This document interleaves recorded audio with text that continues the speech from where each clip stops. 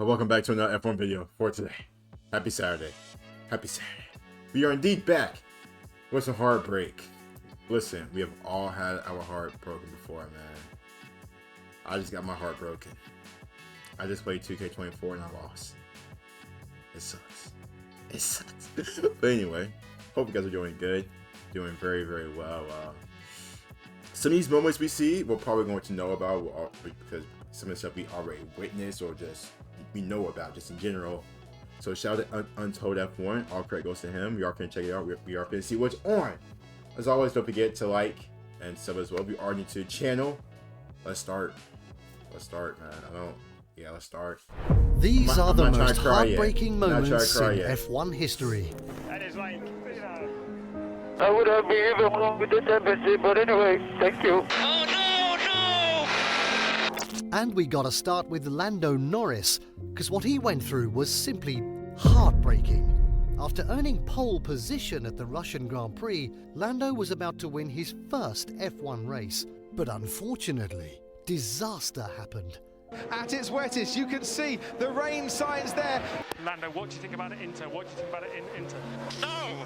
Hamilton takes the lead of the race as Lando Norris slides off the track. I could have won the race and I didn't, so I'm never going to be happy like this. This made him finish just P7. That's depressing. Man, that sucks. That sucks. But it wasn't as bad as what Michael... That's the worst, man. Cause I think I saw it during Drive to Survive.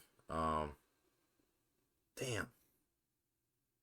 And like, it's not just because it's so hard to win an F1 race in general, because you're going up against the best of the best drivers in the world, and to be in a position in which you have a chance to win the race and you don't do it, it sucks.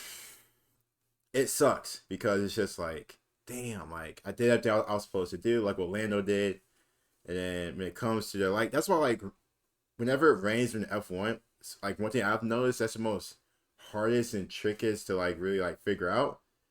Like just look at the recent race we just had.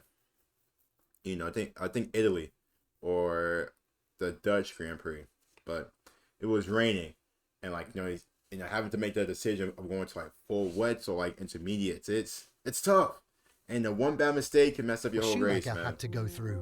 Days before the Imola Grand Prix, Michael and Ralf Schumacher flew to be with their mother as she was very ill. Dang. They did come back to Imola, hoping to have a normal race, but nothing was normal anymore. Because just a few hours before race start, they got to know that their mother passed away. Damn. Everyone thought they wouldn't be able to race because of this, but the two men did otherwise. They still got in their cars, and Michael won the race, with Ralf finishing fourth. When Michael got on the podium, tears were seen in his eyes, and he told everyone that she would have wanted them to race. May she rest in peace. Yeah. But you know what else is heartbreaking? Charles Leclerc losing a race, but due to no fault of his own? At the Bahrain GP, the 21-year-old at the time was showing his incredible racing skills. Everyone thought this was the race where he'll earn his first F1 win, but sadly, that didn't happen. There's something strange with the engine. What's happening? Just like Lando stuff. So Lewis Hamilton Well, not takes the specifically, lead but of the Bahrain Grand Prix. The turbo energy recovery system of his Ferrari had mechanical problems. Oof. This forced him to give up P1, even though he was the best driver out there. Oof. Man, Ferrari needs to get their together. But losing a race We is say that still a lot. better than what happened to Niki Lauda, because what he went through was simply horrible. At the Nürburgring, Niki Lauda tried to stop all drivers from racing due to the terrible weather and track conditions, but it didn't work, and the race still continued. And since track conditions were bad, what happened next shocked the world. that was that crash. Lauda miscalculated a move, crashed right into the fence, and burst into flames. You know how awful that is of you being the one to say like stop the race and stuff like that, and then you become a victim. He didn't die. I mean, I think he did die like a year or two ago. I don't want to say anything wrong, but you go through a horrific accident with your freaking like you got like burnt spots over your face, stuff like that, and only thing you was trying to do is just be safe because of the incoming weather conditions. Flames. F1 back as in if the day this was wasn't crazy, bad dude. enough, an incoming Absolutely driver crazy. who didn't know about this also drove Look right at into that. the racing Golly. corner and crashed into Lauda's burning car. This made things worse as it became harder for Lauda to get out. Ultimately, he got out of the car, but ended up with major burns to his head, hands and hair, and also inhaled poisonous fumes that affected his lungs. God. Even though he survived, thank God, this still became one of the most heartbreaking moments in F1 history. But just you the know what worst. else was heartbreaking? How about the time when Ricciardo got humiliated by Red Bull in front of the entire F1 grid? Or when one driver crashed so horribly that it ended his F1 career forever? We'll get to all of that in this video. But first, let's talk about when George Russell was brutally destroyed by his own team, Mercedes. Whoa, what was George this? stood in for Lewis Hamilton at the Bahrain GP and was given his first chance to race for Mercedes. Oh, yeah. Now, even though he was racing beautifully and was running P1 in his first ever Mercedes race, he still couldn't win due to a huge mistake made by the team. During a pit stop, Mercedes crew mistakenly placed Bottas' tyres on George's car. This forced Russell to stop again, which dropped him to 5th place. Oh my God. But even though he regained back to P2 and was very close to overtake Perez for the lead, another problem hit Russell. His left tyre got punctured, which forced him to stop again and ultimately finished 9th. I'm absolutely gutted, but That's George Russell's chance of a podium absolutely gone now. Was incredible and obviously just was not meant to be for us yesterday, so Russell was simply torn by this. I mean, anybody I would would, be, I'd except be- Leclerc, of Oh my course. God, I'd be so But pissed. Russell's moment wasn't as sad as what happened at Belgian Grand Prix, because that was simply devastating. What happened here? It was 1982, Belgian Grand Prix. Nobody right. could have possibly imagined what was going to happen there in Oh, qualifying. no. The ever-confident Gilles Villeneuve got behind the wheels of his Ferrari, and just when qualifying was about to end, I know. Oh my God. Ugh. Oh my God, dude.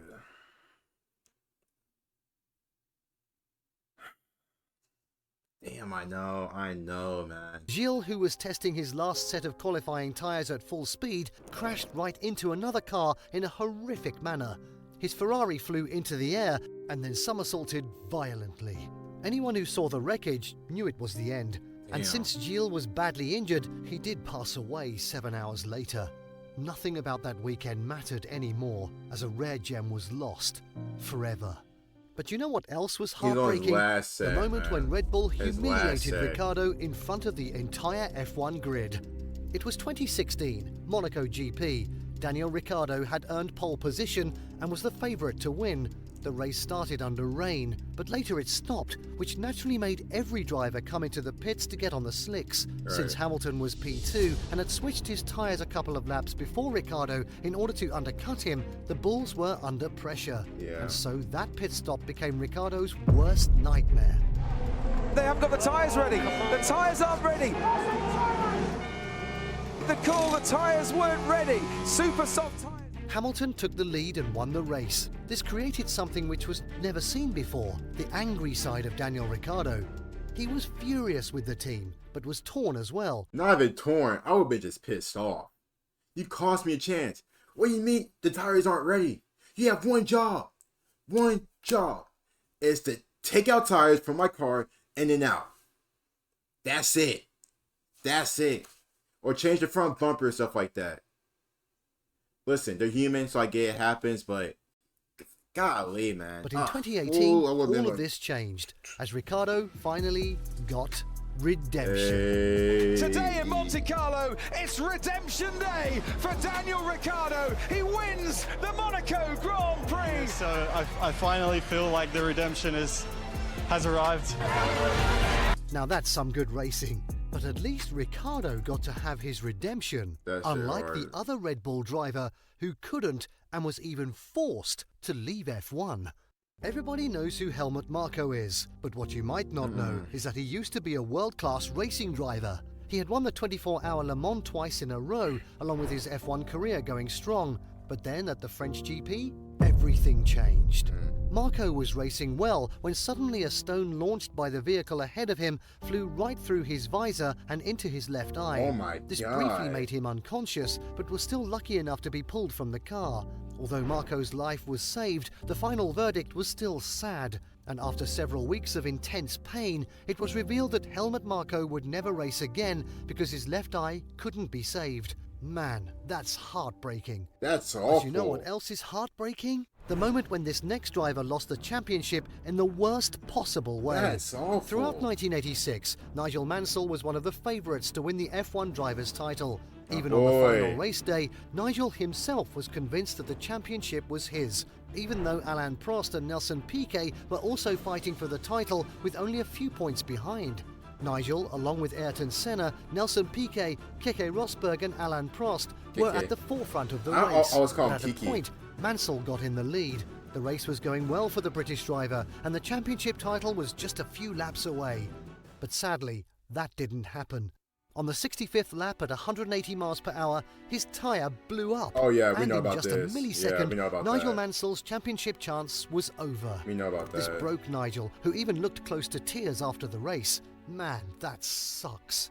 But now that we're getting into the top 3 heartbreaking moments, let's take things to a whole new level.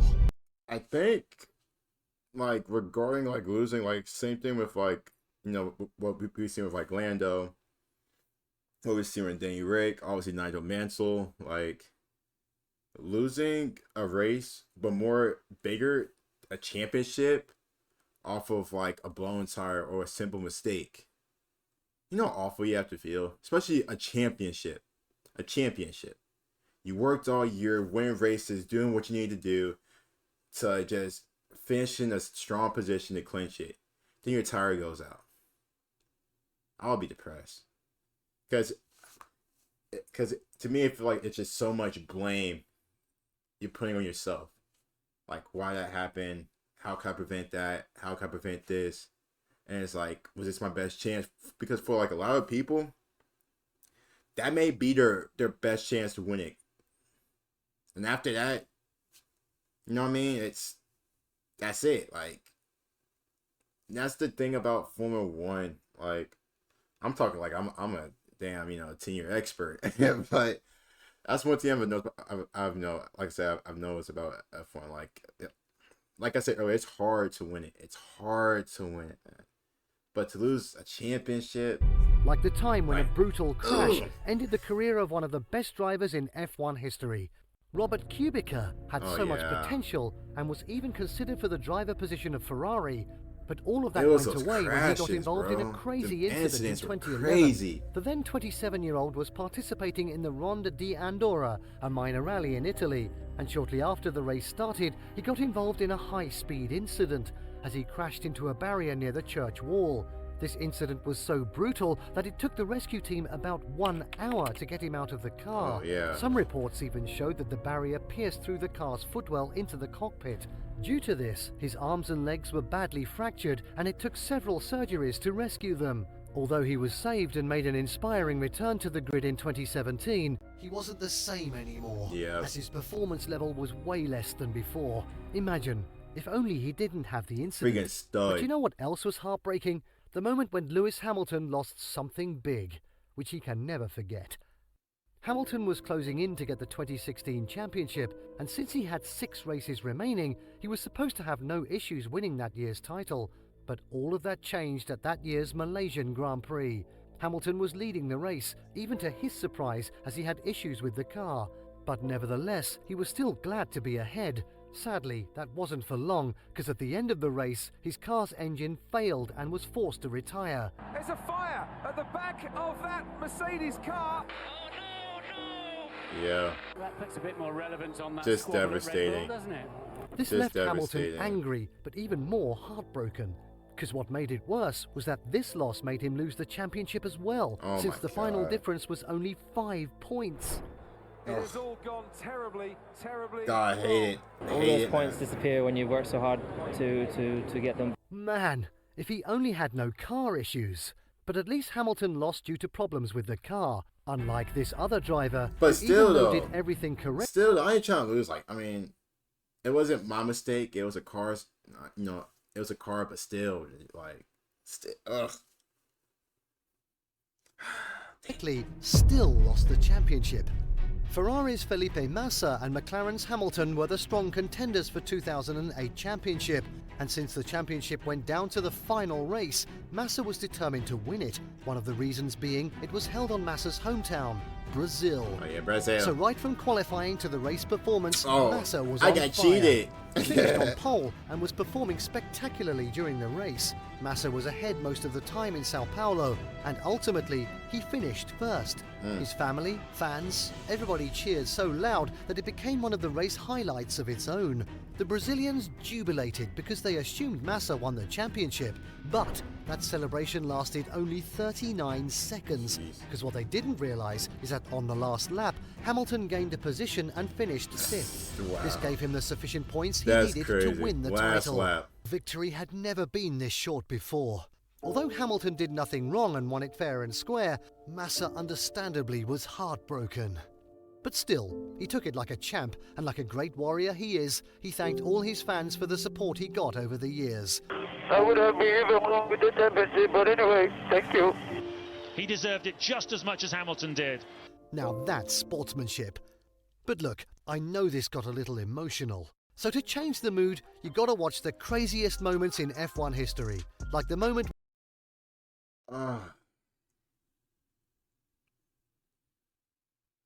And I think that's where Massa is talking about how he got cheated, right? In terms of that year. That Schumacher one hurts though too, man. Losing your mom hours before you race. I get it, but winning a race, but man, you got to though. It kind of does feel like a must. Like you have to, you gotta complete that race. Like you gotta do what you gotta do. And especially, and plus the good thing as well is that Michael won that race as well. So to win it in honor of like his mom, it's amazing. The one about bro and the Rock, his left eye is crazy. That's crazy. Very, very unfortunate, but that shit is crazy, man. But hope you guys did enjoy it. Don't forget to like the video and sub as well. As always, take care, stay amazing. And as always, peace.